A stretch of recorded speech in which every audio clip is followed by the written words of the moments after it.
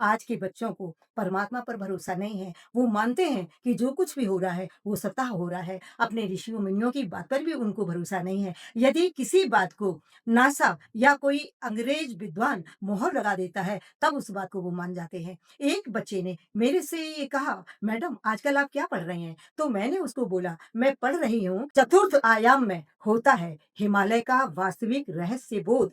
उस बच्चे के चेहरे पर एक उपहास की हँसी थी। कोई बात नहीं, बात आई गई, खत्म हो गई। अगले दिन मैं क्लास में गई और मैंने देखा कि अभी मैंने क्लास स्टार्ट भी नहीं किया। किसी बच्चे से कोई प्रश्न नहीं पूछा, कोई सवाल नहीं पूछा और वो बच्चा हाथ उठा रहा है। तो मैंने उसे कहा कि, "क्या बात है बेटा राजकुमार, तुम्हें कुछ मुझसे कहना है?" तो बोले, "हाँ, मैडम मुझे कुछ कहना है।" मैंने कहा, "बोलो बेटा।" तो वो बोला, "मैडम कल मैंने एक साइंस मैगज़ीन पढ़ी और उसमें मैंने पढ़ा कि हिमालय पर छोटे-छोटे से कई स्थान ऐसे हैं, जहाँ पर 4th डायमेंशन का नियम लागू होता है और मैडम उन वैज्ञानिकों ने 9 डायमेंशन तक निकाल दिया है। तो मैंने कहा बेटा उन्होंने 9 डायमेंशन तक निकाल दिया है, यहाँ तो कुछ कहने से बाकी रहा ही नहीं। हमारे गुरुदेव शांति कुंज के संस्थापक श्री राम शर्मा आचार्य जी उस 4th डायमेंशन के एरिया में गए, अपने गुरुदेव की कृपा से उन्होंने ये बताया है, उन्होंने वहाँ जाकर के श्री नरहर दास जी को उस 4th डायमेंशन एरिया में देखा और ये मैं बता दूँ आपको नरहर दास जी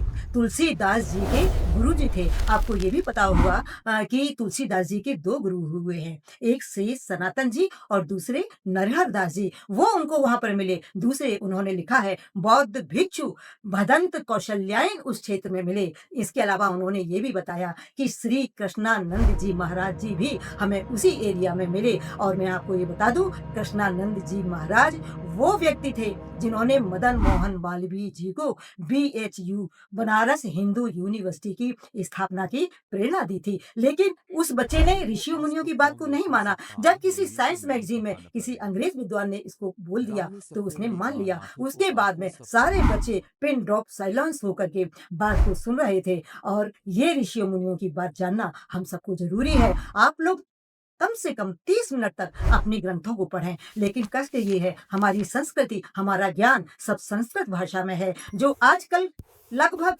लोग नहीं पढ़ रहे हैं या बहुत कम लोग पढ़ रहे हैं। लेकिन अपने ऋषियों मुनियों की बात को जानना हम सबको बहुत ज़रूरी है। अगर आपको ये बात अच्छी लगी हो और आप चाहते हैं कि ये बात फैले, सब तक पहुँचे, तो प्लीज़ इसको लाइक कीजिए और सब्सक्राइब कीजिए। धन्यवाद।